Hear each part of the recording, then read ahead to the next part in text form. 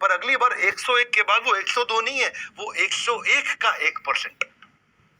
मेरी बात समझ रहे हैं? वो बढ़ता जाता है। 1% अगर इंप्रूव करना है बस, तो 31 जनवरी तक आते हैं आप 134% इंप्रूव कर जाते हैं, और उसके बाद 28 फरवरी आते आते आप 178% इंप्रूव कर जाते हैं। जबकि 28 फरवरी में 2 महीने हुए, 60 नहीं, या फरवरी के 28 दिन और कुछ दिन अपने जनवरी के हो गए, तो ये नहीं कि आप 60-62 दिन इंप्रूव कर रहे हैं, आप 178% इंप्रूव कर जाते हैं। 31 मार्च को आप 242% कर जाते हैं, 30 अप्रैल तक आप 326% कर जाते हैं, और 31 दिसंबर आते आते आप 3700%। इसको बोलते हैं compounding.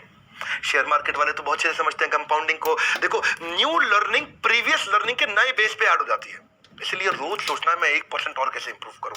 A previous learning doesn't go waste, it adds to the growth of your present learning as a person. और इससे क्या है, इसमें आ जाता है कंपाउंडिंग इफेक्ट, और ये 8वां अजूबा है। कंपाउंडिंग इफेक्ट 8वां अजूबा है। If you strive to improve 1% every day, you will experience a radical compounding effect, और एक साल में बहुत बड़ी ग्रोथ है। देखिए, एफर्ट जब एक्यूमुलेट हो जाता है, प्रयास जब बहुत बढ़ जाता है, हाँ, तो रिजल्ट्स इतने बड़े हो जाते हैं कि आप इमेजिन नहीं कर सकते। गलत दिशा में प्रयास गलत तरीके से बहुत बड़ा, सही दिशा में प्रयास सही तरीके से बहुत बड़ा। इसमें ना 2 बातें हैं, ठीक है कि नहीं? एक होता है कंसिस्टेंट एक्शन, और एक होता है मैसिव एक्शन। कौन सा बढ़िया है? Massive action, yes no? No, consistent action बढ़िया है। वो एक बार ठा कर दिया जी, उसके बाद 4 दिन ऐसे ही बैठे हुए, फायदा नहीं है जी। लगातार, क्योंकि पत्थर पे पानी की बूंद टप, वन मोर टाइम, पत्थर पे पानी की बूंद, पत्थर पे पानी की बूंद, पत्थर पे पानी की बूंद। जब पत्थर पे पानी की बूंद टप टप टप टप टप टप, वो पत्थर को भी चीर देती है, क्योंकि कंसिस्टेंट है। क्या है? और लंबे समय में कंसिस्टेंसी का बड़ा रिजल्ट आता है। मैसिव एक्शन का भी रिजल्ट आएगा, लेकिन अगर कंसिस्टेंट और मैसिव दोनों हो जाए, और जी जुड़ भी सकते हैं, दोनों भी तो हो सकते हैं कि जी रोज ही जोर से मारा जाए, है जी, तो बात बन जाएगी। मुद्दा यही है, देखो 1% बेटर होते रहे ना, क्योंकि आपकी जो नेटवर्थ है ना, वो आपके फाइनेंशियल हैबिट का एक मेजरमेंट है। आपका जो वजन है वो ईटिंग हैबिट का मेजरमेंट है। आपके यहाँ जो गंदगी फैली है वो आपकी क्लीनिंग हैबिट का मेजरमेंट है। आपका जो ज्ञान है वो आपकी लर्निंग हैबिट का मेजरमेंट है। आप जहां पे भी हो वो इसी कारण से। और हम चलते हैं अगले चैप्टर पे, डेलीगेशन टू नवरत्ना। क्या? नवरत्ना को डेलीगेट कैसे किया जाए, नवरत्ना को नवरत्न कैसे बनाए। अकबर महान इसीलिए बने, और अकबर का नाम महान लोगों के लिस्ट में से लिया आता है, वो नवरत्न तैयार कर पाए, पूरे देश को कंट्रोल कर पाए, एक शक्तिशाली राजा हुए।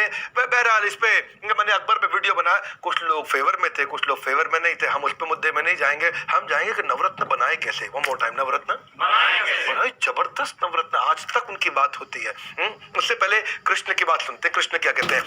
चातुर्वर्ण्यम मया सृष्टम गुण कर्म विभागश। Give me your hand out, come on. गुण कर्म विभागश। Very good. गुण और कर्म के आधार पे विभाजन होना चाहिए। किस पे? गुण और कर्म के आधार पे। आजकल के लोग जात के आधार पे करते हैं विभाजन, लेकिन बुद्धिमान आदमी कौन है? कृष्ण को कहते हैं गुण कर्म। एक आदमी को अगर आप प्रगति करनी है तो आपको देखना है उसका गुणा मतलब उसका साइकोलॉजी, और कर्म मतलब उसकी फिजियोलॉजी। इन दोनों के आधार पे करना चाहिए। जैसे ब्राह्मण कौन है? Intellectual class of society. क्षत्रिय कौन है? Administrative class of society. वैश्य कौन है? Mercantile class of society. शूद्र कौन है? Assisting class of society. ये 4 अलग प्रकार के लोग होते हैं। इंटेलेक्चुअल क्लास को अगर आप लगा दोगे एडमिनिस्ट्रेशन में तो फेल हो जाएगा। उसको मैनेजर बना दोगे। फिर एडवाइजर को एडवाइजर ही करना चाहिए, जो जिसको पढ़ना पठन पाठन यजन यहा जन, ये इंटेलेक्चुअल क्लास ऑफ सोसाइटी है। ये ऐसी समझना चाहिए, action man, people man, process man, idea man. ये 4 प्रकार के लोग होते हैं, और चारों प्रकार में उसके नेचर के हिसाब से उसको काम देना चाहिए। देखो, आपके स्कूल के अंदर जिस सब्जेक्ट में 10 में से 7 आए और एक सब्जेक्ट में 10 में से 3 आए, पहले किसको ठीक करोगे? 10 में से 3 वाले को। 10 में से 3 वाले को। Loudly yes no, come on, yes no, no. वो स्कूल की बात थी। 10 में से 3 को ठीक नहीं करते हैं। जिंदगी के अंदर जिसमें 10 में से 7 आए उसको ठीक करो, उसको 10 में से 9, 10 में से 10 पे लेके जाओ, और जो 10 में से 3 आए हैं वो काम किसी और से कराओ। इसको बोलते हैं ग्रेट इंटेलिजेंस। मेरी बात समझ आ रही है? वो स्कूल में हुआ करता था कि जिसमें 10 में से 3 आए उस पर थप्पड़ पड़ रहा है, जी है जी, फेल हो गया, कंपार्टमेंट आ गई तेरी। जिंदगी ऐसी नहीं है। जिंदगी में जिस काम में 10 में से 3 आ रहे हैं उसको आउटसोर्स करो, उसको एलिमिनेट करो, उसको इंटीग्रेट करो, उसमें रिहायर करो, उसमें एंगेजमेंट करो। और जिसमें 10 में से 7 आ रहे, जैसे कुकिंग है, कुकिंग में मेरे को 10 में से 1 नंबर मिलेंगे, क्यों जी, मैं मैगी बना सकता हूँ या ग्रीन टी बना सकता हूँ, तीसरी कोई चीज मुझको आती नहीं है जी, है ना। और लेकिन अगर आप बोलो कि ट्रेनिंग प्रोग्राम कर लो, मोटिवेशनल स्पीकिंग कर लो, तो उसमें मुझे 10 में से 7-8 नंबर तो मिल सकते हैं, है कि नहीं। तो उसमें से मैं 10 में से 10 करूं, बजाय कि मैं कुकिंग पे खूब मेहनत करता रहूं। ऐसे ही दो अलग अलग लोग हैं, अलग अलग प्रकार के। ज्यादातर जो बॉस होते हैं ना, वो ऐसे हायरिंग करते हैं, यार इसकी अपने से बनती है इसकी अपने से बनती है, ये अपना आदमी, इसको लगा लो, ये इससे अपनी बातचीत बनती है, इससे अपनी जमती है, ये अपने यहाँ का है, अपने गांव का है, कहाँ का है, मुरादाबादी है, तुम पटना से आए हैं। तो वो क्या है उसमें, आप ये देखो, if two people think absolutely same, it means the second one is useless. One more time. If two people think absolutely same, it means the second one is useless. अगर दो आदमी एकदम में क्या सोचते हैं तो दूसरे की जरूरत ही नहीं है जी, दूसरे की जरूरत ही नहीं है। अब देखो, दो आदमी कितना भी नजदीक आ जाए, कितना भी नजदीक आ जाए, दो आदमी मिलकर संतान की उत्पत्ति तो नहीं कर सकते ना जी। एक आपको पुरुष और एक स्त्री चाहिए संतान की उत्पत्ति के लिए। जब दो अलग प्रकार के लोग आते हैं तो नया जीवन मिलता है। इसी प्रकार से जब दो अलग प्रकार के लीडर आते हैं तो नया प्रोक्रिएशन करते हैं। इसको बोलते हैं आइडियल, IDEAL। आई मतलब इंटीग्रेशन, डी मतलब डेलीगेशन, ई मतलब एलिमिनेशन, ए मतलब ऑटोमेशन और एल मतलब लिबरेशन। लिबरेशन का मतलब क्या, आउटसोर्स। आप इनमें से कुछ ना कुछ करो, 5 में से। और जब आप ये दोगे तो उसकी रिस्पॉन्सिबिलिटी लेके रखो। Delegator is responsible, not the delegatee. बहुत लंबा हो रहा है प्रोग्राम, बड़ा मजा आता है, लेकिन फिर भी कुछ लोग ऐसे होते हैं जो कभी कुछ नहीं करेंगे क्या, वो कभी कुछ नहीं करेंगे, उनको फायर कर देना चाहिए। क्या कर देना चाहिए? हाँ, क्योंकि देखो, बड़े से बड़े लीडर्स, टॉप मैनेजमेंट कंसल्टेंट्स जो दुनिया के हैं, वो ये बोलते हैं अपनी कंपनी में से हर साल 10% लोएस्ट बॉटम परफॉर्मेंस को निकाल देना चाहिए। मैं उसके कभी भी फेवर में नहीं रहा पर्सनली, एक एम्पैथी के कारण, एक अपने साथ में परिवार के साथ प्रेम के कारण मैं वो कभी नहीं करता।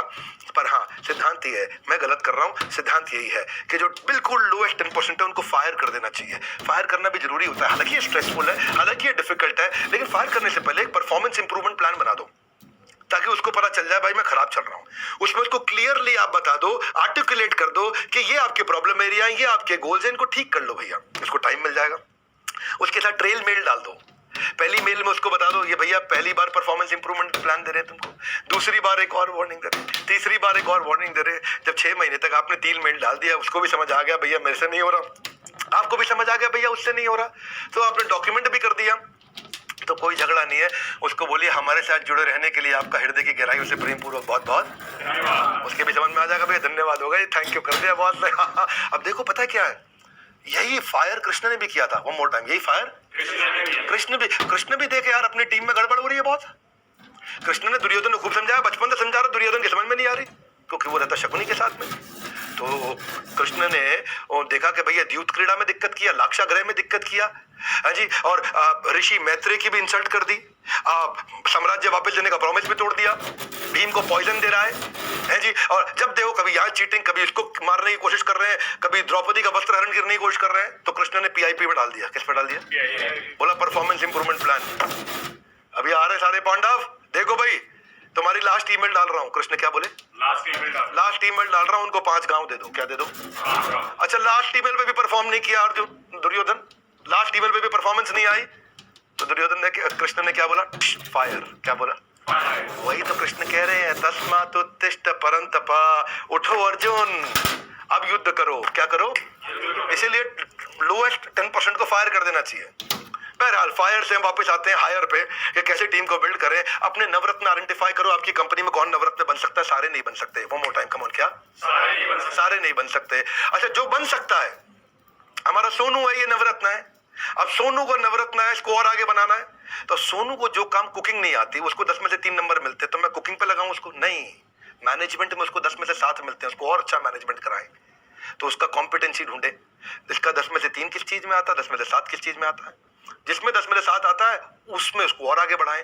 उसका कनेक्टर देखें, सोनू को कौन सी बात पसंद आती है, कैसे उससे मीटिंग करें, उसका रैप एनालिसिस करें, सोनू को रिक्रिएशन क्या है, सोनू का एस्पिरेशन क्या है, सोनू का प्रोफिशिएंसी क्या है, सोनू की जिंदगी में प्रॉब्लम क्या है। रैप है जी, हाथ आगे लाई, बोले रैप करेंगे। क्या करेंगे? क्या करेंगे? क्या करेंगे? रैप क्या होता है? ये फिल्मी डांस नहीं है, ये है रिक्रिएशन, एस्पिरेशन, प्रोफिशिएंसी और प्रॉब्लम।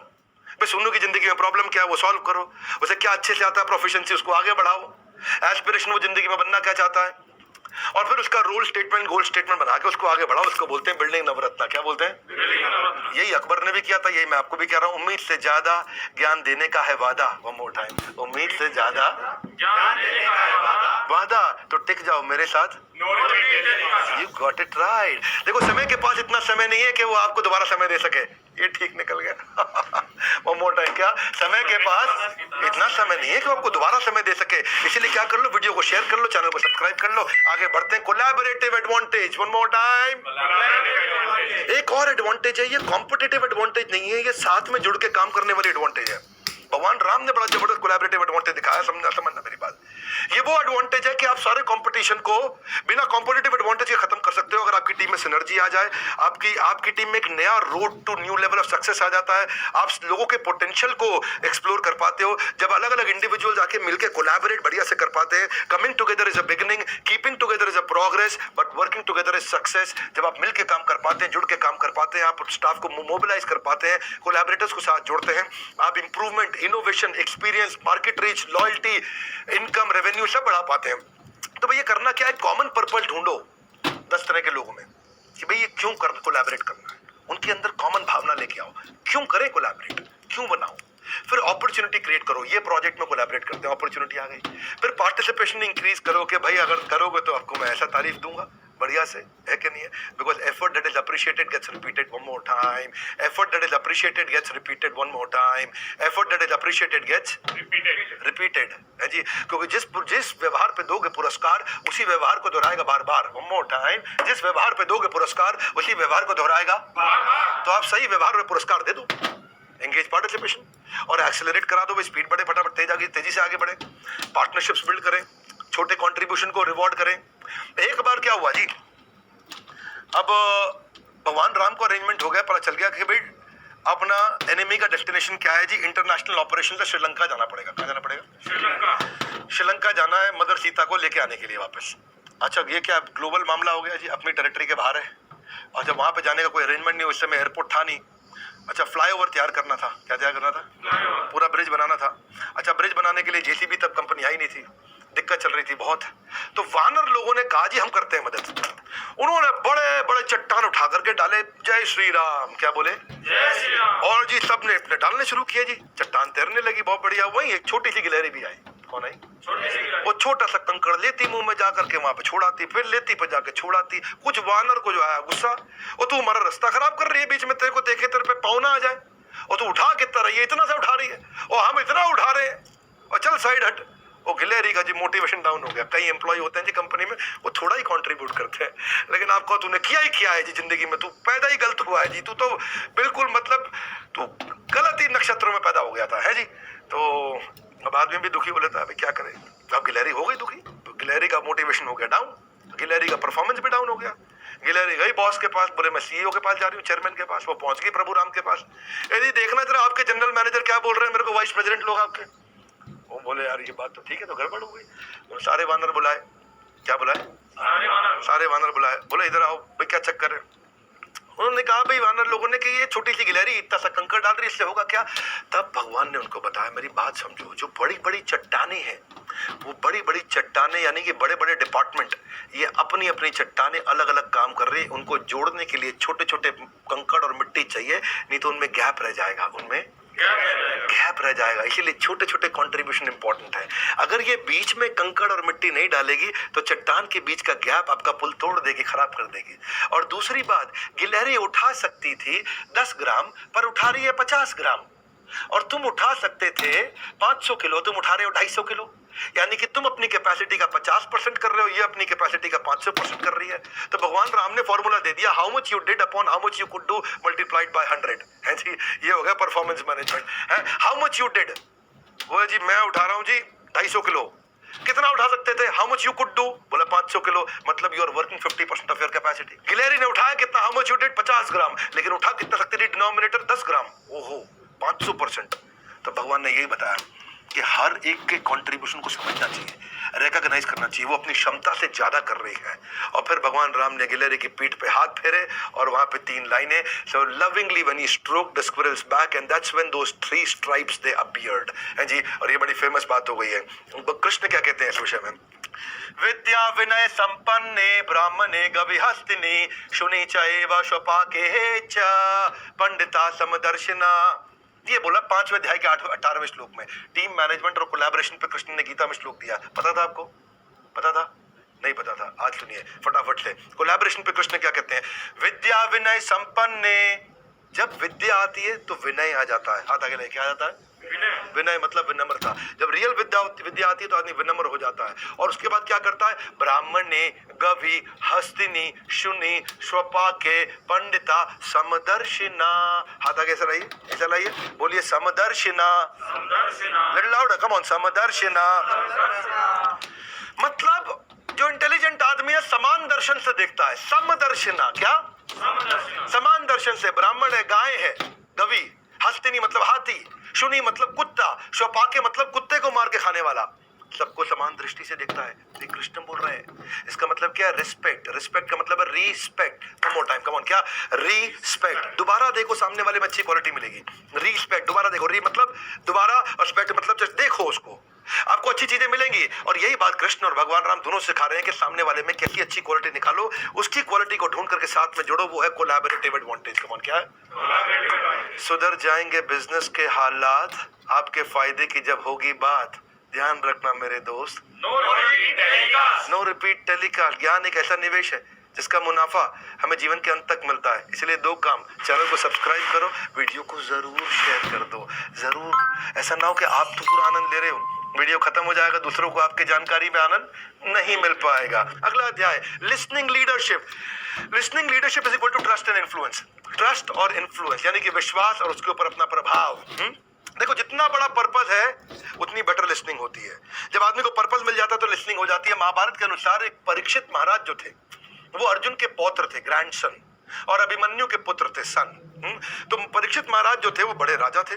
और परीक्षित महाराज को एक अपराध के कारण उनको एक श्राप मिल गया था कि 7 दिन में उनकी मृत्यु हो जाएगी। 7 दिन में उनकी मृत्यु हो जाएगी। और जब वो मृत्यु के नजदीक आए तो उन्होंने अपना सारा साम्राज्य छोड़ा और हरिद्वार के नजदीक चले गए। वहां पे जाकर के उन्होंने पूछा सबसे कि भाई अब जिसकी मृत्यु आने वाली है उसको क्या करना चाहिए? कम, जिसकी मृत्यु आने वाली है उसको क्या करना चाहिए? और वहीं जा रहे थे सुखदेव गोस्वामी। तो उनको जब सुखदेव गोस्वामी जी के बारे में पता चला तो जाके उन्होंने सरेंडर किया और उनको पूछा एक ही प्रश्न, जिसका देहांत होने वाला हो, जिसकी मृत्यु नजदीक हो, तो उसे क्या करना चाहिए? उसे क्या करना चाहिए? उन्होंने कहा उसको भागवतम सुननी चाहिए। तो कहा गुरुदेव क्या आप मुझे भागवतम सुनाएंगे? परीक्षित महाराज अग्री कर गए। परीक्षित महाराज वहां बैठे और वहीं उन्होंने भागवत पुराण शुरू करी। और भागवत पुराण जब शुरू करी तो वहां 80,000 ऋषि बैठे थे। 80,000 ऋषि 7 दिन 7 रात तक भागवतम कंटिन्यूस चली। 7 दिन 7 रात तक। आपको तो खैर अभी 2-3 घंटा ही मेरे साथ सुनना है, लेकिन ये वहां 7 days and 7 nights, it was a long program. और सबने आहार निद्रा भय मैथुन सबका खत्म, मतलब किसी को कुछ याद नहीं है। और यही मैं आपको बता रहा हूँ, जितना बढ़िया पर्पस उतनी बड़ी listening. One more time, come on, क्या? जितना बढ़िया पर्पस उतनी बढ़िया लिसनिंग। उनका देहांत होने वाला था, वो भगवान का स्मरण करना चाहते थे, उनका पर्पस बड़ा था, इसलिए उनकी लिसनिंग की क्वालिटी अच्छी थी। आदमी वही सुनता है जहाँ सुनने में फायदा होता है। आदमी अगर सुनने का फायदा एस्टैब्लिश हो गया, आदमी सुनने को तैयार हो जाएगा। तो इसलिए पहले समझिए, पर्पस एस्टैब्लिश करिए।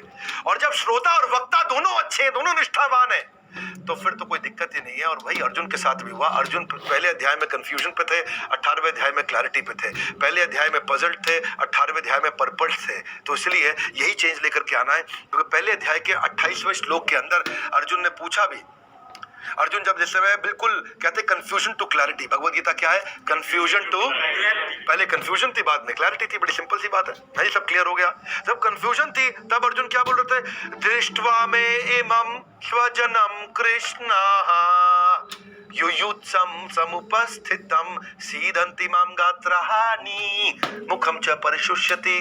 क्या बोल रहे? दृष्ट्वा, everybody with me, come on. दृष्ट्वा यानी कि मैं देख रहा हूं। क्या कर रहा हूं? स्व, ऐसा हाथ लाओ, बोलो क्या?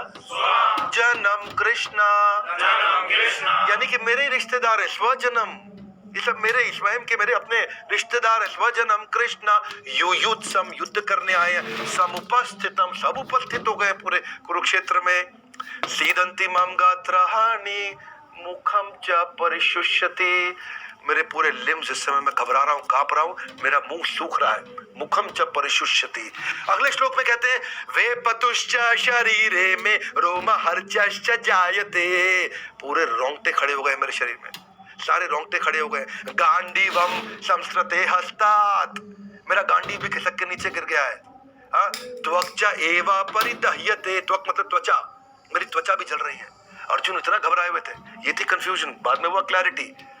ये कब हुआ? जब कृष्ण ने उनका पर्पस एस्टैब्लिश कर दिया। और क्या चाहिए आपको? आपके अंदर प्योर डिजायर होनी चाहिए सुनने वाले की। इमोशनल बैंक अकाउंट बना लीजिए। जब इमोशनल बैंक अकाउंट होता है, आप डिपॉजिट करते हैं तो विड्रॉ भी कर सकते हैं। पैसिव हियरिंग नहीं, एक्टिव लिसनिंग। एक्टिव लिसनिंग, सामने वाले के इमोशन भी समझो। हाँ, तभी कहते हैं ना, here, understand, meditate, digest and apply, 5 stages होती हैं।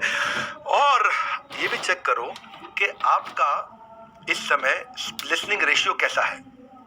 क्या आप सुनने के लिए, जवाब देने के लिए सुन रहे हैं या समझने के लिए सुन रहे हैं?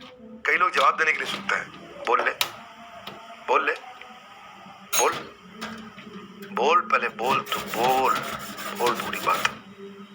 हाँ, बोल बोल, नहीं बोल, एक एक बात का जवाब दूंगा। बोल ले, बोल लिया, अब मेरी सुन तू। अब मेरी बारी, अब तू बीच में नहीं बोलेगा। इसको बोलते जवाब देने के लिए सुनना। वो सुन रहा था कि भाई मेरा नंबर आएगा तब बताऊंगा इसको। एक होता समझने के लिए सुनना। Oh okay, is it, my god, क्या बात कर रहे हैं आप, अच्छा, कैसे? ये है समझने के लिए सुनना। दोनों में कितना फर्क है?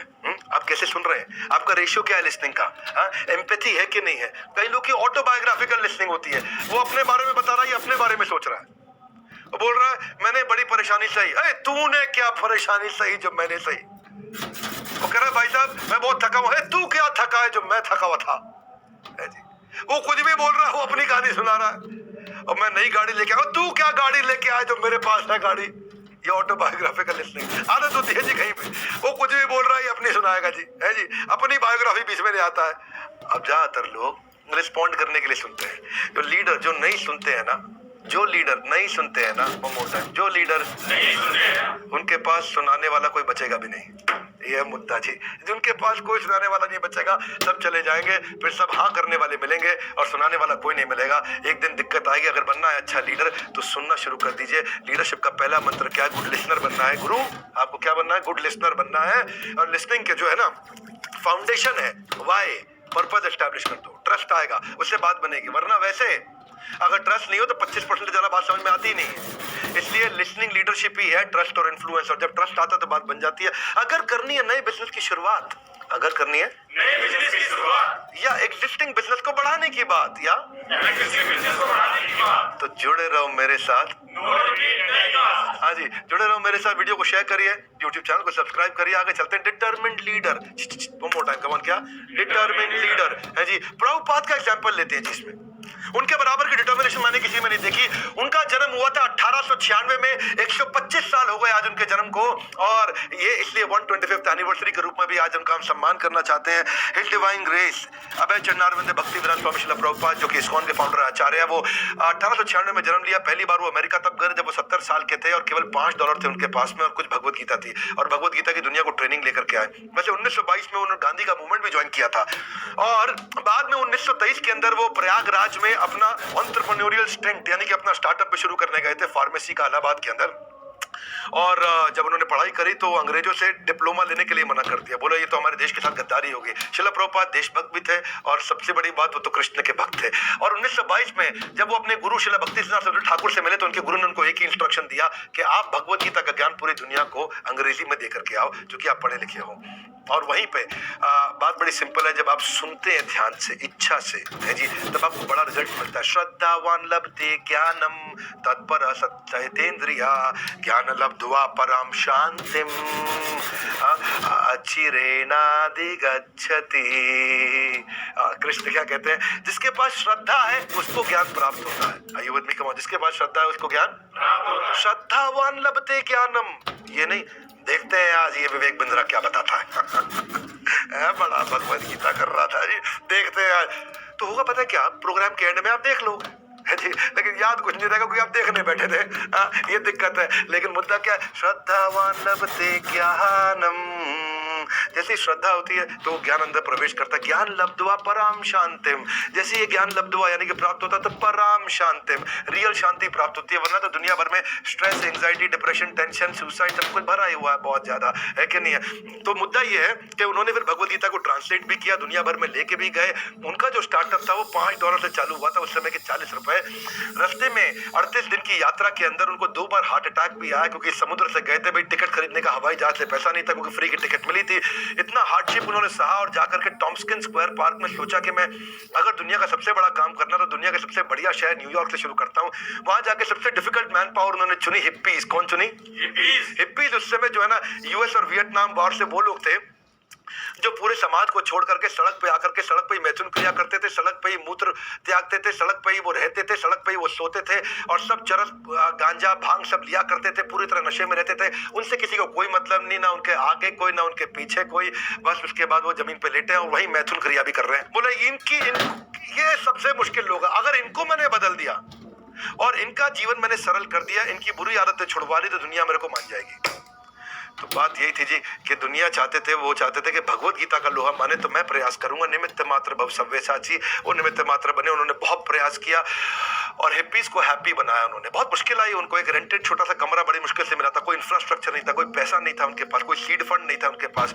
उनका तरीका क्या था? Principle of connection before correction. पहले वो सबसे कनेक्शन बनाते, बाद में वो करेक्शन बताते। ये नहीं बोले कि तुम गलत कर रहे हो, पहले रिश्ता बनाया। जब रिश्ता बना के विश्वास बना, इसको बोलते हैं ट्रस्ट लीडरशिप। क्या बोलते हैं? जब सारे हिप्पीज को उनके विश्वास आ गया, ये बहुत अच्छा इंसान है यार, जो बोले ठीक बोलते हैं बिल्कुल, और इनको हमसे कोई मतलब नहीं यार, ये हमारे में कोई बुराई नहीं निकालते और हमारे से इतना प्यार करते हैं। और प्रभुपाद ने उनको प्यार किया, उनसे रिश्ता बना, बाद में कनेक्शन के बाद करेक्शन, कनेक्शन के बाद फिर करेक्शन उन्होंने ले भी लिया जी।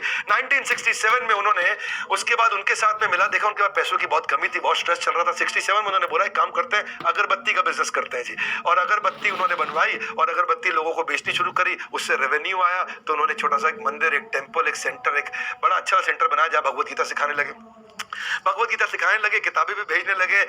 1976 आते आते 5.5 करोड़ किताबें वो अपनी दुनिया भर में पहुंचा चुके थे और इसके कारण 25 भाषाओं में, इसके कारण वो दुनिया का सबसे पहला और सबसे बड़ा सेंटर बना, largest publisher of philosophical text. Prabhupada ने ऐसे कितने काम किए जो दुनिया में कोई नहीं कर पाया। एक बार यूएस के एक रिपोर्टर ने उनसे पूछा, Swami ji are you God?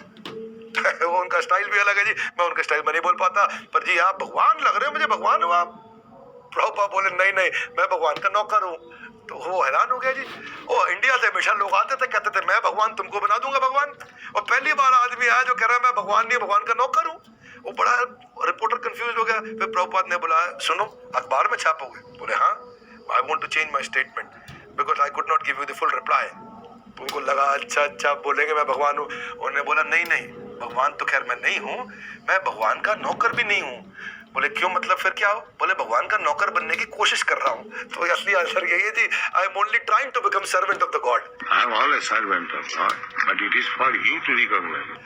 वो रिपोर्टर इतना हैरान हुआ और पहली बार पूरे यूएस में, दुनिया भर में ये बात छप गई कि इंडिया से एक आदमी आया और कह रहा है इतनी ह्यूमिलिटी से कि मैं भगवान का नौकर बनने का प्रयास कर रहा हूँ। उन्होंने अपना ऐसा स्टार्टअप जो बिल्ड किया, यानी कि इस्कॉन मूवमेंट को आगे बढ़ाया, डेट फ्री, इक्विटी फ्री, ना कोई कर्जा लिया, ना किसी से कोई पैसा लिया, कोई वेंचर कैपिटल नहीं था, कोई एंजल फंड नहीं था, कोई प्राइवेट इक्विटी नहीं था, कोई आईपीओ नहीं निकाला, कोई बैंक का लोन नहीं लिया, किसी को कोई सैलरी नहीं दी। बावजूद उसके उन्होंने 10,000 चिट्ठियां लिख करके अपने सारे डिसाइपल्स को गाइड किया। उस समय व्हाट्सएप नहीं था, उस समय ईमेल नहीं था, कम्युनिकेशन स्लो था। मैं तो ये सोचता हूँ कई बार प्रभुपाद आज के समय में होते तो क्या करते हैं जी, जिस समय कोई कम्युनिकेशन नहीं था तब उन्होंने इतना कुछ कर दिया है जी। क्योंकि अच्छी बात क्या है, उन्होंने देखो इतने इंटरव्यू, इतने फिलोसॉफिकल डिस्कशंस, इतने रिलीजियस लीडर्स के साथ डिबेट, ग्लोबल कॉन्फ्रेंस करी उन्होंने पीस और ह्यूमैनिटी पे, और self realisation, journey of self discovery, बड़ी बड़ी किताबें लिखी। आज जितने IITians इस्कॉन में है, इतने IITians दुनिया के किसी टेक जायंट के पास भी नहीं होंगे। उन्होंने 10,000 बहुत ही डेडिकेटेड लोगों को दीक्षा दिया उन्होंने। और मुद्दा पता है क्या है कि वो उनके अपने शिष्यों को ट्रेन करते थे, एम्पावर करते थे। लीडरशिप इन पाइपलाइन इसी को बोलते हैं, टैलेंट प्रोग्रेशन इसी को बोलते हैं। उसके बाद उनको डेलीगेट करते थे, वो अलग अलग देश में जाते थे। और गुरुदास उनके डिसाइपल थे, वो जॉर्ज हैरिसन के पास गए और जॉर्ज हैरिसन उस समय अलग अलग प्रकार के ऐसे संसारी गाने गाते थे और जॉर्ज हाइसन को भी उन्होंने भक्त बनाया और वो भगवान कृष्ण के गुणगान में भगवान की सेवा में चले गए। 1977 तक प्रभुपाद ने केवल 12 साल के अंदर 22,000 पेजेस उन्होंने लिखे थे और उन्होंने 18,000 श्लोक की श्रीमद् भागवतम को ट्रांसलेट किया। अगर 18,000 श्लोक को मैं 365 दिन से डिवाइड करता हूं तो आपको 50 साल लग जाएंगे भागवतम को पढ़ने में। अगर आपने एक दिन में एक श्लोक पढ़ा तो कितने लग जाएंगे? 50 साल। उन्होंने 12 साल में भागवतम भी किया ट्रांसलेट, 22,000 पेजेस भी लिखे, 49.3 इयर्स एग्जैक्टली लग जाएंगे आपको। भगवत गीता भी ट्रांसलेट करी। भगवत गीता में 700 श्लोक है। अगर आप एक दिन में एक श्लोक अनुवाद और तात्पर्य शब्दार्थ के साथ पढ़ते हो तो आपको 700 दिन लग जाएंगे। और उन्होंने 147 किताबें छापी, 147 किताबें 13 साल के अंदर। और नहीं, 13 साल के अंदर उन्होंने नहीं, अगर आप 147 किताब यानी कि एक किताब एक महीने में पढ़ोगे तो आपको 13 साल लग जाएंगे 147 किताब पढ़ने में। चैतन्य चरितामृत जिसमें 11,500 श्लोक हैं यानी कि वर्सेस हैं, और चैतन्य चरितामृत को अगर आप रोज एक श्लोक पढ़ोगे तो 11,500 पढ़ने में आपको 31 साल लग जाएंगे। 22 घंटा सेवा करते थे, 2 घंटा आराम करते थे, 14 बार पूरी दुनिया का भ्रमण कर चुके और इतने सारे उन्होंने सेंटेंस। एलिफेंटाइन फोकस एडवांटेज, शिला प्रभुपाद जबरदस्त व्यक्ति। जरा प्रेम से बोलो शिला प्रभुपाद की जय। Most difficult combination, low cost, पैसा नहीं है लेकिन हाई स्पीड, बहुत तेजी से आगे बढ़ना है। हाँ, और 11 साल उनको लगे। मेरा एक दोस्त है, वो बोले यार विवेक, एक फैक्ट्री से 2 फैक्ट्री बनाने में मुझे 11 साल लगे। कितने? एक फैक्ट्री से 2 फैक्ट्री बनाने में 11 साल लगे। बोले ये 11 साल में बिना पैसों के 108 फैक्ट्री बना गए। ये थी एक्चुअली क्या, स्पिरिचुअल पावर जो होती है ना उसको आप मटेरियली कभी कंपेयर ही नहीं कर सकते। वो अर्जेंटली भी काम कराते थे, रिश्ता भी बना लेते थे, पीपल स्किल भी थे। ये 2 बड़ी अद्भुत अलग अलग प्रकार की एक्सट्रीम है। जिसको रिश्ता बनाना आता है वो तेज नहीं चलता, जिसको तेज चलना आता है उसके रिश्ते पीछे छूट जाते हैं। वो दोनों काम कर सकते थे। श्रील प्रभुपाद पहली बार रथ यात्रा पूरी दुनिया में निकाली क्योंकि उनके अंग्रेज शिष्यों को पुरी के अंदर एंट्री नहीं मिल पाई थी। और बात यह है कि आज हजारों सेंटर हैं दुनिया भर के अंदर। इनफैक्ट रशिया के अंदर 50 मंदिर है। रशिया में पीछे भगवत गीता बैन भी करी गई थी और आज लाखों लोगों को फूड फॉर लाइफ के थ्रू भोजन खिलाते हैं। इनफैक्ट उन्होंने गोविंदा रेस्टोरेंट्स भी चालू किया और इनफैक्ट संडे लव फील्ड के अंदर मुझको याद है स्टैनफोर्ड यूनिवर्सिटी की कॉन्वोकेशन में स्टीव जॉब्स ने बताया था कि वो 7 किलोमीटर पैदल चल के इस्कॉन में रोज भोजन करने जाते थे। मतलब हर संडे को भोजन करने जाते थे। उनके पास पैसे नहीं थे तो उससे उनके 4 सेंट्स बच जाया करते थे। And I would walk the 7 miles across town every Sunday night to get one good meal a week at the Hare Krishna temple. I loved it. तो भगवत गीता आज कंपलसरी बन चुकी है सेनेटन हॉल यूनिवर्सिटी के अंदर। तो आज ये यूनिवर्सिटी में कुछ उनको ट्रांसफर, कैम्ब्रिज इंटरनेशनल यूके में भी जो है वो भी आज ट्राई कर रहा है कि हरे कृष्णा मूवमेंट को स्टडी करे, भगवत गीता को स्टडी करे। 81 की एज में जब शिला प्रभुपाद ने शरीर छोड़ा तो शरीर छोड़ते वक्त भी उनके जब शरीर में स्किन नहीं बच रही तब भी वो ट्रांसलेट कर रहे थे। This is called real determination. और जाने से पहले उन्होंने, ऐसा नहीं है कि जितना भी सब 108 जो बड़े बड़े प्रोजेक्ट्स थे, बड़ा बड़ा इंफ्रास्ट्रक्चर था, वो अपने बच्चों के नाम नहीं किया, अपने बच्चों के नाम कुछ नहीं किया, अपने रिश्तेदारों के नाम पे कुछ नहीं किया। ये नहीं कहा कि मेरा बेटा मेरी गद्दी संभालेगा। उन्होंने एक मैनकॉम बनाया, एक मैनेजमेंट कमेटी बनाया, गवर्निंग बॉडी कमीशन, और उनको सौंप के गए। अपने नाम पे 1 रुपया नहीं रखा शिला प्रभुपाद ने। इसको बोलते हैं सेल्फलेसनेस। वरना आज के टाइम पे लोग क्या करते हैं, जितना पैसा इकट्ठा करते हैं अपने बच्चे को गद्दी पे बिठाते हैं। एंड दिस इज अज्ञानी मजबूरी में जीता और ज्ञानी मजबूती से जीता है। बहरहाल आगे बढ़ते हैं। चैनल को आप सब्सक्राइब कर चुके होंगे। मैं आपको बताना चाहता हूं कि एक हम वेबिनार करने वाले हैं और वो वेबिनार बहुत पावरफुल वेबिनार है और वो 26 से 27 जून को है। उसका मैं लिंक डिस्क्रिप्शन में दिया है, आप उसको जरूर ज्वाइन करिएगा। 1 घंटे का वेबिनार है जहां भगवत गीता को और डिटेल में समझ सकते हैं। अगला टॉपिक है प्रिंसिपल बिफोर प्रॉफिट। इसको समझने के लिए पहले एक बार इंद्र की कहानी सुनते हैं। इंद्र तो वैसे स्वर्ग के बड़े राजा हैं। इंद्र हैं वो, अपने जैसे मुकेश अंबानी है कि नहीं? वो भारत के इंद्र एक प्रकार से वेल्दी व्यक्ति हैं, पूरा चलाते हैं, उनको अच्छा है सिस्टम।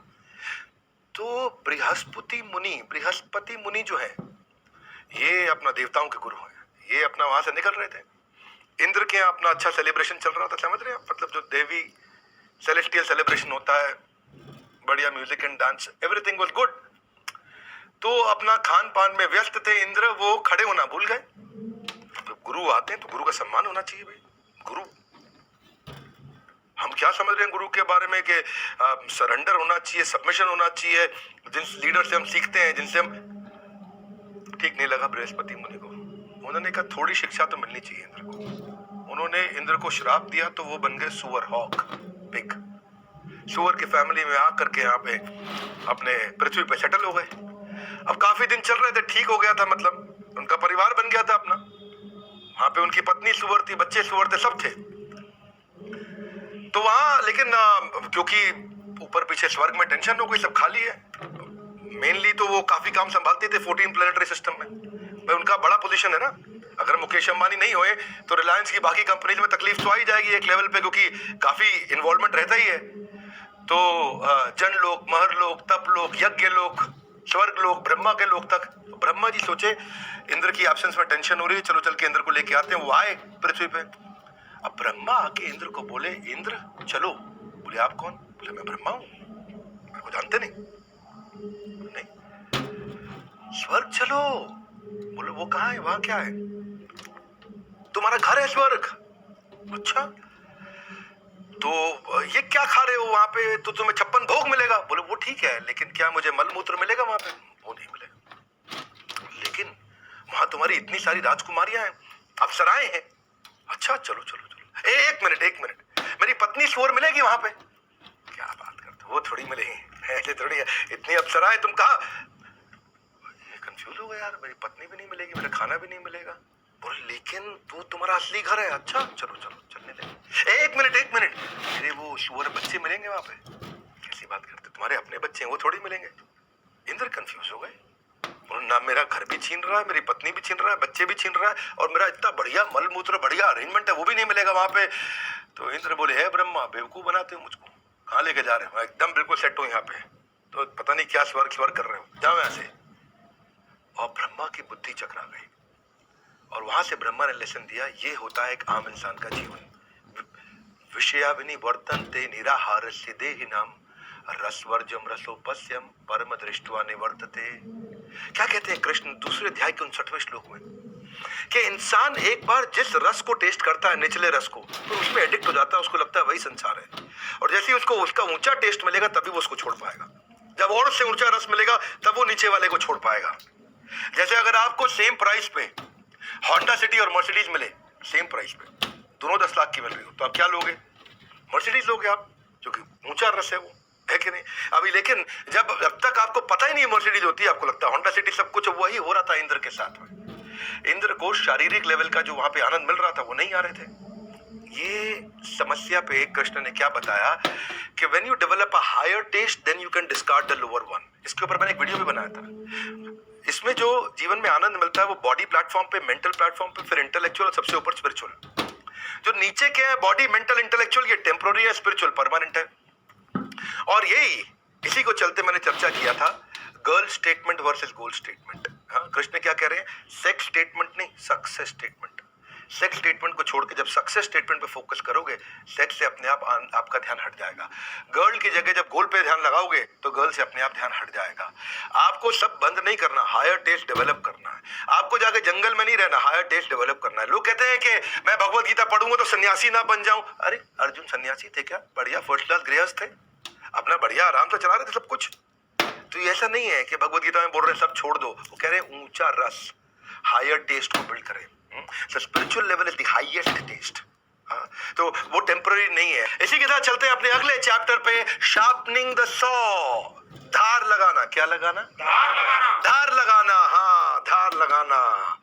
बड़ी पुरानी कहावत है, जब मुझे पेड़ काटना होता है 6 घंटा धार लगाता हूँ, 2 घंटा पेड़ काटता हूँ। क्या मतलब हुआ? जब आप अपने आप को रिन्यू कर लेते हैं, जब आप उस आरी को रिन्यू कर लेते हैं, जब आप उस तलवार को रिन्यू कर लेते हैं, धार तेज होती है, असर बड़ा होता है। Sharpening the saw. हाँ, शार्पनिंग द सॉ, इसका मतलब क्या है? अपने आप को रिन्यू करना, अपनी लर्निंग को बढ़ाना। परम पराक्रमी रावण, जब भगवान राम ने रावण का वध किया था, भगवान राम ने वाइस चेयरमैन को बोला, लक्ष्मण इधर आओ, लक्ष्मण इधर आओ। लक्ष्मण आए, हाँ जी प्रभु राम। जाओ, रावण मृत्यु की शैया पे लेटा हुआ है, उससे जाके कुछ लेसन लेके आओ। रे प्रभु राम, वो रावण है ना ना ना ना, वो extremely knowledgeable and pure devotee of Lord Shiva, उससे कुछ गलती हुई है, वजह से महापंडित रावण है, जाओ लेसन लेकर के आओ। जब गए लक्ष्मण वहां पे तो रावण ने लेसन नहीं दिया, वापस आए लौट करके। तो बोला कोई लेसन नहीं दे रहे मुझको वो। हाँ, तो प्रभु राम बोले कहाँ खड़े हुए थे? बोले उनके पास खड़ा। ना ना ना, सीखने के लिए चरणों पे रहना पड़ता है। कहाँ रहना पड़ता है? चरणों में रहना पड़ता है। वो दोबारा गए, जाकर के रावण के चरणों पे खड़े हो गए और बोला, रावण आप थोड़ा मुझको give me some good training program. Ravan ने अपना बताया, रावण ने 3 बड़े लेसन दिए। पहला क्या है, कभी अहंकारी मत बनो, never become arrogant with your power and strength. Positional power नहीं, personal power. One more time, क्या पोजिशनल पावर नहीं, पर्सनल पावर। हाँ, पर्सनल पावर जब बिल्ड होगी, किसी पोजीशन की जरूरत नहीं है। और बोले मेरे पास पोजीशन थी, बहुत पावर थी, मैं एरोगेंट हो गया। दूसरा lesson, never consider your enemies less powerful. अपने शत्रु को हल्का मत समझो कभी। कभी कभार कंपटीशन के अंदर बिजनेस में लोग शत्रु को हल्का समझ लेते हैं। तीसरा लेसन, क्योंकि उन्होंने राम को हल्का समझ लिया था वही गड़बड़ हो गया, भगवान है वो। तीसरा, never tell your weakness to anyone. अपनी कमजोरी किसी को नहीं बतानी चाहिए। नहीं बतानी चाहिए। हाथ आगे लाई, क्यों? क्यों? फिर से पूछिए। क्यों? इसलिए नहीं बतानी चाहिए क्योंकि संबंध बदलते रहते हैं, डायनामिक संबंधों के बदलते हैं। आज ये मेरा बेस्ट फ्रेंड, कल वो मेरा बेस्ट फ्रेंड। इसको पता चल गया तो फिर गेम ओवर हो जाएगा। Are you with me? Yes, no? Yes. किसने बताया? रावण। किसने? रावण ने। तो इसलिए अगर आपको भी लर्निंग करनी है 4 प्रकार की बात, फिजिकल डायमेंशन जिससे आपकी एंड्योरेंस, फ्लेक्सिबिलिटी बिल्ड होती है, स्ट्रेंथ बिल्ड होती है। फिजिकल लाइफ को इंप्रूव करिए। हाथ लगा के लाइए, बोले धार लगाना है। क्या लगाना है? लगा रहे हो कि नहीं लगा रहे हो? आपसे पूछ रहा हूँ। ये सब तो समझ गए, आपको आ रहा है कि समझ में नहीं? क्या लगाना है? कौन लगाएगा? मैं। हाँ, ये ठीक है जी। हाँ, ये धार लग रही है, बिल्कुल ठीक। हाँ, हम नहीं लगाएंगे, कौन लगाएगा? मैं। बिल्कुल ठीक। दूसरा है स्पिरिचुअल डायमेंशन, जिससे आपका spiritual association, spiritual book, spiritual chanting, इसको बोलते हैं ABC। क्या बोलते हैं? ABC। Spiritual association A, spiritual books B, spiritual chanting C। बिल्कुल ठीक, समझ रहे हैं बात को? Yes sir. तीसरा डायमेंशन इंटेलेक्चुअल, बुद्धि का डायमेंशन कंटिन्यूअसली एक्सपैंड करता है इंटेलिजेंस को। चौथा है सोशल इमोशनल का डायमेंशन, जहां पे रिश्ते बनते हैं, आप डीपली अंडरस्टैंड करते हैं लोगों को, मीनिंगफुल रिलेशनशिप बनाते हैं by depositing unconditional love. Unconditional love, कौन सा लव? Unconditional love. वो जिसमें कोई कंडीशन ही ना हो। क्या ना हो? कंडीशन ना। ऐसा नहीं, you scratch my back, I scratch your back. ये भी गड़बड़ होती है, क्या नहीं है? वो बड़ा दिक्कत है। कृष्ण कहते हैं शार्पनिंग द सॉ जो है ना, वो इतना मुश्किल नहीं है।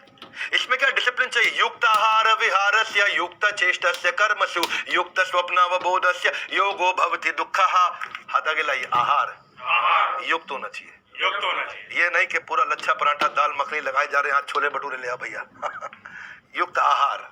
फिर विहार मतलब घूमना फिरना। क्या? घूमना फिरना। हाँ, वृंदावन विहारी, वो वृंदावन में विहार करते थे, समझ रहे नहीं? ऐसे घूमना फिरना, वो भी युक्त। ये नहीं कि छुट्टी दे दो सर जी, जरा जाना है कि नहीं? बार बार छुट्टी लेके विहार में लगे, घूम रहे इधर उधर, समझ रहे बात को? तीसरी चीज युक्त स्वप्न, ये नहीं कि बहुत सो रहे हो, उतना ही सोना चाहिए जितना ठीक रहता है कि नहीं? चौथी चीज युक्त बोधस्य। तो ये जब आप इसको बोलते योगो भवति दुःखः, योगो भवति दुःखः। इस योग से सारे दुख समाप्त होते हैं। तभी तो मैं बोल रहा हूँ business yoga with Bhagavad Gita. Business yoga with Bhagavad Gita. Work life balance build कर सकते हैं इससे। Biggest room in the world is room for improvement. Biggest room in the world is room for improvement. तो अपने लिखिए आप भी क्या क्या आप करेंगे अपने इंप्रूवमेंट के लिए। शार्पनिंग द सॉ, यानी कि धार लगाना है। बोरिंग नहीं है, बहुत एक्साइटिंग है। कृष्ण कहते हैं राज विद्या राजगुह्यम पवित्रम इदम उत्तमम प्रत्यक्ष अवगमम धर्म्यम सुसुखम कर्तव्यम। कृष्ण कहते हैं अगर आपको करना है शार्पनिंग द सॉ, ये राज विद्या है भगवत गीता। कौन सी विद्या है? राजगुह्यम, सीक्रेट है ये, पवित्रम, प्योर है, इदम उत्तमम, अधम उत्तम, जो सबसे ऊपर हो, सबसे उत्तमम, प्रत्यक्ष। हाथ आगे लाइए, बोलिए प्रत्यक्ष। प्रत्यक्ष मतलब एकदम सामने। क्या? अवगमम धर्म्यम। कई लोग कहते हैं यार पढ़ेंगे पता नहीं कब। कृष्ण करे प्रत्यक्ष मिलेगा। कब मिलेगा? इमीडिएटली। आपको बहुत वेट नहीं करना पड़ेगा। जब लर्निंग करते हो जीवन में, उसका रिजल्ट इमीडिएट मिलता है। बोले हाँ ठीक है, रिजल्ट का मतलब क्या? बोले सुसुखम। क्या? सुसुखम। अच्छा, सुसुखम कब मिलेगा? करते ही मिल जाएगा। करते ही मिल जाएगा। ये सुख कब तक रहेगा? अव्ययम। व्यय मतलब खर्च होता है, अव्यय मतलब जो खर्च होता ही नहीं है, जो कभी खत्म होता ही नहीं, ऐसा सुख मिलेगा। इसका मतलब क्या है? हाथ आगे लाई, धार लगाना। इसका फायदा बहुत है, मजा भी पूरा आता है। उन्होंने देखा है अपने व्यापार में असर, जिसने हटाई नहीं हमारे वीडियो से नजर। इसीलिए बने रहो हमारे साथ। एजुकेट करो अपने आप को। Education is the engine of your earning. इस वीडियो को शेयर करिए, सब्सक्राइब करिए। हम वीडियो हटा लेते हैं जब भी हम वर्ल्ड रिकॉर्ड अटेम्प्ट करते हैं, 2 घंटे के बाद वीडियो हट जाता है। अगला चैप्टर अप्रिशिएटिव इंक्वायरी। ये बातचीत करने का एक तरीका है जो कृष्ण ने सिखाया। भगवत गीता इतनी डीप है ना, इतनी अमेजिंग है, जितनी बार पढ़ोगे नई मीनिंग समझ में आएगी। अप्रिशिएटिव इंक्वायरी भी कृष्ण सिखा रहे हैं। बात ऐसे करो कि उसको लगे कि बातचीत में अप्रिशिएट किया, डांटा भी तो लगा अप्रिशिएट किया है कि नहीं, इस सामने वाले को लगता है बड़ी वैल्यू किया, उसकी एस्टीम, उसका ऑनर को बढ़ा दिया। आपकी वर्कफोर्स भी मोटिवेट होती है। ये करते कैसे हैं? इससे आपका रिटेंशन, लोग, मोरल, सब कुछ बूस्ट हो जाता है। आप पॉजिटिविटी, इमेजिनेशन बढ़ाते हो, नेगेटिविटी हटाते हो। लेकिन होता क्या है, हाथ आगे लाइए। होता क्या है? Appreciative inquiry. एक बार प्रभुपाद जी के पास अल्फ्रेड फोर्ड आए। अल्फ्रेड फोर्ड थे हेनरी फोर्ड के पोते, जिन्होंने पहली बार गाड़ी बनाई, असेंबली लाइन, फोर्ड मोटर्स। ओहो, फोर्ड के पोते। अल्फ्रेड फोर्ड के बारे में लोगों ने बोला, Prabhupada, Alfred Ford has come. Alfred Ford आए। और अल्फ्रेड फोर्ड ने आके बोला, Swami ji, I am Alfred Ford, grandson of Henry Ford. Prabhupada मुस्कुराए, बोले, where is Henry Ford now? एक क्वेश्चन पूछा बस। उन्होंने इधर उधर देखा, बोले, मैं सब समझ गया, हेनरी फोर्ड भी नहीं बचे। आध्यात्मिक जीवन में आना चाहिए। He understood everything. Great leader. ज्यादा कुछ नहीं, एक सोल्यूशन ओरिएंटेड क्वेश्चन पूछते हैं, दिमाग की बत्ती जल जाती है। दिमाग की बत्ती जल जाती। Solution oriented question. कैसे solution oriented question? How important is your goal? आप किसी से पूछोगे, इंपॉर्टेंट, बहुत इंपॉर्टेंट है। What is the vision for your life? My vision for my life, I have a big vision for my life. क्या बत्ती जली है? What is your plan for achieving this goal? My plan, बत्ती जली। How are you going to change your? How are you going to change my life? बत्ती जली। How will you achieve your goals? Who will support you? What changes would you like to bring in your behavior? What are you going to do now? What new steps are you going to take? बत्ती जल जाए। और appreciative तरीके से, जैसे अगर कृष्ण ने अर्जुन को कुछ समझाना भी है और अर्जुन घबराए हुए, तो कृष्ण बोलेंगे धनुर्धारी। धनुर्धारी मतलब वो जिसके पास गांडीव है। तो उन्होंने अर्जुन का नाम रख दिया धनुर्धारी। और गांडीव जो है ना, जिसके पास है, वो कभी हार ही नहीं सकता। पुरुष व्यग्रहा, यानी कि टाइगर लाइक मैन। जब उनको मोटिवेट करना तो उनका नाम बदल के अलग नाम से बात करते हैं, कुरुनंदन। तो उसे फील हो एरिस्टोक्रेटिक, हो कुरु डायनेस्टी का बेटा हूं मैं। तो जनप्रिया। जनप्रिया मतलब हर जन को जो बहुत प्रिय है। जब वो इमोशनली डाउन हो तो उनको ऐसे नाम से बुला रहे, जनप्रिय था कि अरे सब मुझसे इतना प्रेम करते, बात तो ठीक है। कृष्ण कब कौन से नाम से अर्जुन को बुलाना, ये गेम चेंजर है। महाबाहो। अच्छा, जब डांटना हो ना और बोलना हो कि बेकार की बात कर रहे हो, तो महाबाहु हो वैसे तो, है ना। और वो महाबाहु नाम बोला तो उनको यार, अरे मेरी महान बलशाली भुजाएं, तो थोड़ा ऐसा बाइसेप ट्राइसेप, पता नहीं मुझको अर्जुन देखे कि नहीं, लेकिन मतलब महाबाहु बोल के अर्जुन को मोटिवेट तो कर दिया। इसे बोलते हैं अप्रिशिएटिव इंक्वायरी। पार्थ, जब उनको जताना होता है तो पार्थ बोलते हैं। पार्थ का मतलब पृथा के पुत्र। पृथा कौन है? कुंती महारानी। कौन थे या पार्थ? इसमें क्या है, असल में क्या है, जो भगवान कृष्ण के पिता हैं उनकी सिस्टर है कुंती महारानी। तो ये क्या आपस में कजन है कृष्ण अर्जुन। तो जब इनको ये फील कराना है कि देख तू मेरा सबसे डियरेस्ट कजन है, तो उनको ऐसे बोलते हैं पार्थ। उनको बोलते हैं कौन्तेय, है ना। तो विजय, अलग अलग नाम से। गुडाकेश, अर्जुन थक रहे हो तो गुडाकेश का मतलब होता है somebody who has conquered the sleep। सव्यसाची, जब उनको मोटिवेट करना है एकदम। सव्यसाची एम्बीडेक्स्ट्रुअस। एम्बीडेक्स्ट्रुअस बड़ा अच्छा वर्ड है एम्बीडेक्स्ट्रुअस। इसका मतलब क्या है? जो दोनों हाथ से चला सकता हूं, यानी कि जो दोनों हाथ से तीर सेम स्पीड पर रन कर सकता हो। वो कपिध्वजा, तुम्हारे पे हनुमान की कृपा है। कपिध्वजा, वो ध्वज जो कि हनुमान जी वाला है। गांडीव धारी, वरुण देव ने जो गांडीव दिया है उनको। गांडीव का मतलब क्या है? जिसमें अनलिमिटेड एरो एक साथ छोड़ सकते हो। धनंजय, जिसके पास बहुत धन हो। परंतपा, जो शत्रुओं को बिल्कुल तड़पा देता हो। ऐसे अलग अलग प्रकार के नाम। ये रिलेशनशिप एस्टैब्लिश। कृष्ण को पता है कि what is conversation skills, communication skill कैसी है। बदल जाएगी आपकी दुनिया यदि ध्यान लगा कर सुन लिया तो। ध्यान से सुन लो मेरी बात, थोड़ी देर की और है बात। You got it right। आप भी एक्साइटमेंट में पहले बोल गए। ज्ञान का प्राप्त करने के लिए संघर्ष की नहीं, प्रयास की जरूरत होती है। किसकी? प्रयास की। कौन करेगा? मैं। बिल्कुल ठीक बोला जी, एकदम ठीक हो गया। ये दो प्रकार के लीडर होते हैं, सर्कमस्टेंशियल, सब्सटेंशियल, भगवत गीता के हिसाब से। अगला चैप्टर है मेरा, अगला चैप्टर है महात्मा बुद्ध के ऊपर। किसके ऊपर? एक बार किसी गांव से निकले महात्मा बुद्ध, तो वहां लोग इकट्ठे हो गए उनसे, और उनको इतना बुरा भला बोले, इतना गंदा गंदा शब्द बोले, उनको गाली भी दिया महात्मा बुद्ध को। महात्मा बुद्ध ऐसे खड़े होकर देखते रहे, मुस्कुराते रहे। और वो खूब गाली दिया, खूब चिल्लाए उनके ऊपर, कोई काम धंधा नहीं है, तुमको भिखारी हो, तुम लोग भिक्षा मांगते रहते हो, सन्यासी ये हाँ बुरा भला बोले। महात्मा बुद्ध देखते रहे। महात्मा बुद्ध ने पूछा उनसे, अगर आपको ठीक लगे और आप जो कहना चाहते थे कह चुके तो मैं चलूं? तो एक व्यक्ति हैरान हो गया, हाँ इतना बुरा भला बोला आपको हमने, आपको गुस्सा नहीं आया क्या? मैं अभी एक और गांव से आ रहा हूं, महात्मा बुद्ध बोले, और उस गांव में सब लोगों ने मुझको बहुत मिठाई खिलाई। आइए मिठाई खाइए, ये भोग खाइए, अलग अलग प्रकार की मिठाई खिलाई। मेरा पेट भरा हुआ था, मैंने खाई नहीं। तो आपको क्या लगता है उस मिठाई का क्या हुआ होगा? बोले आपने नहीं खाई तो फिर उन्होंने आपस में बांट ली हो। बिल्कुल ठीक। इस गांव में आया हूं, यहाँ लोगों ने मुझे बहुत सारी गाली खिलाई, मेरा पेट भरा हुआ था तो मैंने नहीं ली। आपको क्या लगता है इनका क्या हुआ होगा? उनको समझ में आ गया, हमने आपस में बांट लिया इसका मतलब। वो एकदम टेंशन में आ गए और वहीं शरणागत हो गए और सारे महात्मा बुद्ध के शिष्य बन गए। कृष्ण कहते हैं यथा दीपो निवातस्थो नायंगते सोपमा स्मृता योगिनो यत चित्तस्य युञ्जतो योगमात्मना।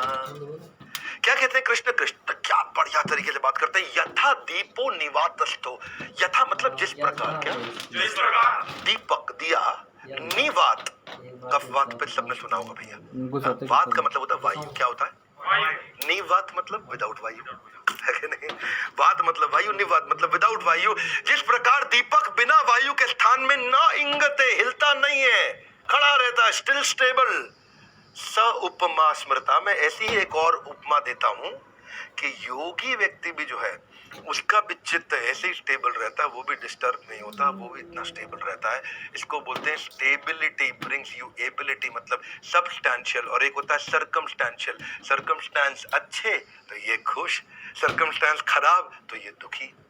जब उसकी तारीफ हो, वाह वाह अंकुर क्या कंटेंट बनाए हो, ओहो सर ये बात तो सही है, बनाता ठीक हूँ। जब बोले ये क्या काम किया है तो उसके बाद उदास हो जाए व्यक्ति। इसको बोलते हैं सर्कमस्टेंशियल। सब्सटैंशियल कौन है? सब्सटैंशियल क्या बढ़िया कंटेंट बनाए। मिश्रा जी बोले थैंक यू सर, ऐसी बात नहीं है। क्या बेकार कंटेंट बनाए, कोई बात नहीं सर, अभी इंप्रूव करके देता हूँ। वो सब्सटैंशियल। क्या हो गया? सब्सटैंशियल। ऐसा नहीं है कि मैं यहाँ पे अपने बाजू में किसी को इंडिकेट कर रहा हूँ, है कि नहीं? कई लोग सोच रहे होंगे अच्छा सर सेमिनार के बहाने ये तो आपने अंकुर की डांट लगाई है। नहीं, हमने बताया सब्सटैंशियल मैनेजर। क्या बताया? सब्सटैंशियल मैनेजर ये वो मैनेजर है जो सर्कमस्टांसेस अच्छे हैं तो भी ठीक, नहीं अच्छे हैं तो भी ठीक। ये बरसाती मेंढक नहीं है कि जब बरसात हो तभी निकलेंगे खाली और तभी एक्साइटेड होकर नाचेंगे। ये स्टेबल मैनेजर है। कैसे मैनेजर है? ये वो लीडर है जो हमेशा स्टेबल रहते हैं। यही कृष्ण समझा रहे हैं 6 अध्याय के 19वें श्लोक में। ऐसे ही श्रील प्रभुपाद भी जब अमेरिका गए थे, इतने हिप्पी शुरू में तो वो प्रभुपाद के ऊपर सिगरेट पी के धुआं सन्यासी के ऊपर फेंकते थे, उनका खाना चुरा लेते थे। जब खाना खाने की बारी आए, वो प्रभुपाद उनको खाना बना के खिलाते थे, वो हिप्पीज उनको टॉयलेट की लाइन में दूर लगा के खड़ा कर देते थे और प्रभुपाद उनको प्रेम से शास्त्र का ज्ञान देते थे। वो प्रभुपाद का सामान चोरी कर लेते थे, टाइपराइटर, उनकी बुक्स, उनका बैग, उनका रिकॉर्डर। बहुत बुरा हाल किया, बहुत तंग किया और उसके बावजूद प्रभुपाद स्टेबल मैनेजर, सर्कमस्टेंशियल नहीं सब्सटेंशियल। नाइंग देशोपमा स्मृता, वो उस दिए की तरह थे जो हिलता नहीं है, निवात में, बिना हवा के। और 70 साल की उम्र में इतना टॉलरेट किया कि सारे हिप्पीज का हृदय पिघल गया। और उन्होंने सब सिगरेट, जुआ, मीट मांस मछली, नशा, ये सब कुछ छोड़ दिया उन्होंने। परस्त्री गमन। देखो सब्सटेंशियल लीडर में प्रोएक्टिव होता है, वो क्या, he has the freedom to choose his thoughts. Reactive क्या है? वो बड़ा पैसिव होता है। मेरे साथ ही बुरा क्यों हो रहा है, अच्छे लोगों के साथ बुरा क्यों होता है, हमेशा हमारे साथ ही ऐसा क्यों होता है, हाय हाय हाय हाय हाय हाय हाय हाय। हम बिल्कुल ठीक है जी, ऐसा ही करते हैं, ये हमेशा हाय हाय करते रहते हैं, है कि नहीं? जो रिएक्टिव होता है वो कहता है मैं पागल हो गया हूँ, प्रोएक्टिव हो गया नहीं, मैं अपनी फीलिंग कंट्रोल कर लूंगा, अपनी फीलिंग कंट्रोल कर लूंगा। रिएक्टिव है कि जी मैं कुछ नहीं कर सकता, प्रोएक्टिव कहता नई पॉसिबिलिटी ढूंढूंगा। जो रिएक्टिव है वो कुछ नहीं कर पाता, सही बात है, लेकिन प्रोएक्टिव कहता है मेरे पास इमेजिनेशन है, मैं नया तरीका निकालूंगा, मेरे पास इंडिपेंडेंट विल है, मैं नई तरीके से करूंगा, मैं अपने आप को अवेयर करके बढ़िया डिसीजन लूंगा। वो कहता है कि जी ये परिस्थिति है, ये मनस्थिति है, इसके बीच में गैप है। कम ऑन, इसके बीच में ये परिस्थिति है, ये मनस्थिति है, इसके बीच में गैप है। मेरे साथ जो हुआ वो मैं नहीं हूं, वो हुआ है। मैं तो बड़ा पावरफुल हूं अंदर से, मैं चूज करूंगा कि मैं कैसे बिहेव करूं। ये गेम चेंजर है, ये भगवद गीता सिखा सकती है आपको। ये है गेम चेंजर। मतलब भगवद गीता में वो ताकत है कि आप एक बार बैठ जाओ ना। कभी कभार ऐसा होता था कि मैं एकादशी के दिन रात को बैठता था और जब पढ़ते पढ़ते पढ़ते पढ़ते चिड़िया की आवाज आने लगी तो पता चला सुबह हो गई। इतना आप फोकस होकर पढ़ते थे। ये भगवद गीता है, ये वो ताकत दे सकती है आपको। कृष्ण क्या कहते हैं, ये श्लोक जो सबने सुना है, कर्मण्येवाधिकारस्ते मां फलेषु कदाचन, ये श्लोक सबने सुना है। मां कर्म फल हेतुर्भु माते संगस्तु अकर्मणि, कर्म करो फल की इच्छा मत करो, कर्म करो फल की इच्छा मत करो। सुना नहीं सुना? सबने सुना है, कर्म करो फल की इच्छा मत करो। अरे कृष्ण ऐसा नहीं बोल रहे। कृष्ण कह रहे कर्म पे फोकस करो, फल आउटकम है। One more time, कर्म पे फोकस करो, फल आउटकम है। फल आउटकम है। गोल कर्म होना चाहिए, गोल फल नहीं होना चाहिए, फल आउटकम है। अदरवाइज ये मिसअंडरस्टूड श्लोक है। इसको बोलते हैं वाव एटीट्यूड। कौन सा एटीट्यूड? Wow attitude. विद और विदाउट, WOW, विद और without, with the result without the result, I will focus on my Karma. ये है गेम चेंजर। है कि नहीं? जिसके समझ में आ जाए। एक होता है circle of difficulty, circle of possibility. Circle of difficulty बहुत आ गई, की फर्क पैदा है, KFP attitude. Circle of possibility, BSP attitude, मतलब बहुत फर्क पैदा है। ये दो एटीट्यूड कृष्ण ने समझाए हैं। उन्होंने पंजाबी में नहीं, संस्कृत में समझाए थे। मैं आपको आपस में समझा रहा हूं। KFP BFP, जोर से बोलो भैया। KFP BFP, की फर्क पैदा है, बहुत फर्क पैदा है। कम ऑन, की फर्क पैदा है, बहुत फर्क पैदा है। वन मोर टाइम, की फर्क पैदा है, बहुत फर्क पैदा है। जब डिफिकल्टी आ जाए, की फर्क पैदा है, जोर से बोलो। की फर्क पैदा है, जब पॉसिबिलिटी आ जाए, बहुत फर्क पैदा है। जान लगा देंगे। सर्कल ऑफ पॉसिबिलिटी में जान लगाएंगे, सर्कल ऑफ डिफिकल्टी कोई बात नहीं, हो गया हो गया, और कोई बात नहीं जी, गाड़ी पंचर हो गई, वो गाड़ी खराब हो गई, और कोई तकलीफ आ गई, की फर्क पैदा है। पॉसिबिलिटी ढूंढो। क्या ढूंढो? पॉसिबिलिटी। जल्दी से डिफिकल्टी से खिसक के बाहर पॉसिबिलिटी में घुस जाओ। है कि नहीं? दूसरे मेरे बारे में क्या सोच रहे हैं? सर्कल ऑफ डिफिकल्टी, की फर्क पैदा है। मेरे से पहले कोई गलती हो गई, सर्कल ऑफ डिफिकल्टी। कितनी सारी समस्याएं होती है जीवन में, सर्कल ऑफ डिफिकल्टी। करूंगा क्या? Circle of possibility. मेरा एटीट्यूड, मेरा बिहेवियर, मेरा एसोसिएशन, मेरी हेल्थ, मेरा एक्सरसाइज, मेरा मूड, मेरा डिसीजन, ये सब मेरे हाथ में है। परिस्थिति मेरे हाथ में नहीं है, मनस्थिति मेरे हाथ में है। सीख लेना, गेम चेंजर है। आप चिंता युग से चिंता मुक्त हो जाओगे, डिफॉल्ट से डिजाइन में आ जाओगे, स्विच ऑफ से स्विच ऑन में आ जाओगे। पजल नहीं होगा, पर्पस मिल जाएगा। क्राई नहीं करोगे, ट्राई करोगे। सर्कमस्टेंशियल नहीं होगे, सब्सटेंशियल होगे। वॉरियर नहीं होंगे, वॉरियर होगे। है जी? लोग वरना क्या करते हैं, हाय हाय हाय हाय, हाय हाय हाय हाय। You got it right. हाँ, मजाक कर रहा है मेरे साथ। हाँ, थोड़ा इसको मजा भी ले रहा है। ठीक है, लाइव ऑडियंस है। आप हमारा दूसरा लाइव देख रहे हो, एक और लाइव चल रहा है यहाँ पे। स्ट्रांगली मेंटल से मेंटली स्ट्रांग। कृष्ण कहते हैं चितात्मना प्रशांतस्य परमात्मा समाहित शीतोषण सुख दुखेषु तथा मानपमानयो। जितात्मना, जिसने मन को जीत लिया, जिसने मन को जीत लिया। परमात्मा समाहित, परमात्मा तो ऑलरेडी मिल गए। Come on, one more time, परमात्मा तो ऑलरेडी मिल गए। जितात्मना प्रशांतस्य, एक होता है शांत, एक होता है प्रशांत। प्रशांत मतलब प्रकृष्ट रूपेण शांत इति प्रशांत, मतलब जो भयंकर शांत है, जबरदस्त शांत है, जो इतना शांत है उसको बोलते हैं प्रशांत। क्या बोलते हैं? प्रशांत। जिसने मन को जीत लिया, एकदम शांत। उसके लिए शीत उष्ण, सर्दी गर्मी, सुख दुख, मान अपमान बराबर, प्रॉब्लम नहीं है कोई भी। हाँ, देखो भगवान राम के साथ कितना चैलेंज आया। वनवास हुआ, सर्कल ऑफ डिफिकल्टी, क्या बोल सकते थे? हाय हाय हाय हाय, क्या बोल सकते थे? अरे इतना परेशान हो सकते थे। भगवान राम ने ऐसा बोला नहीं। उन्होंने क्या कहा? उन्होंने कहा वनवास हुआ, कोई बात नहीं, मैं ऋषि मुनियों से ज्ञान प्राप्त कर लेता हूँ। वो अलग अलग सेमिनार अटेंड करने लगे। सीता हरण हो गया, रो सकते थे, लेकिन उन्होंने ढूंढने का प्रयास शुरू कर दिया, सफल। वो पॉसिबिलिटी है। सीता की कोई खबर नहीं मिली, ढूंढा, कौन खबर देगा? जटायु मिल गए। वन में अकेले थे, कोई टीम नहीं है अपने पास, वानर सेना तैयार कर ली। हर बात में बोल सकते थे हाय हाय हाय हाय। रावण वैसे भी, ये तो इंटरनेशनल ऑपरेशन था, अपने देश में भी नहीं है आदमी। कहां तक पकड़े? अभी चले गए कुछ हमारे यहाँ से भी लोग लंदन में, अब कहां तक पकड़े? हमारी सरकार बोल सकती है हाय हाय, परेशान हो रहे हैं बेचारे, बोलते क्या करें? भगवान राम ने नहीं बोला। रावण दूसरे देश में रूट मैप तैयार कर लिया, बीच में समुद्र था, 5 दिन में पुल बना दिया। क्या समझ आ रहा है आपको? है जी, बिना जेसीबी के। हाँ जी, तब थी भी नहीं जेसीबी वहां। लक्ष्मण हो गए बीच में मूर्छित, तो उन्होंने संजीवनी बूटी मंगा ली। हर बात पे बोल सकते थे you got it right. Ravan के पास बड़ी सेना थी, इन्होंने अपना विभीषण को अपने साथ पार्टनर बना लिया, वरना बोल सकते थे यू गॉट इट राइट। है जी, इसका मतलब की फर्क पैदा है? नहीं, बहुत फर्क पैदा होता है, circle of possibility, that's the game changer. भगवान कितनी डिफिकल्टी आई लेकिन कभी प्रॉब्लम पे फोकस नहीं किया, हमेशा सोल्यूशन पे फोकस किया। थर्मामीटर आपका बुखार कम नहीं कर सकता, दवाई कम कर सकती है। थर्मामीटर देख के कभी मत बोलो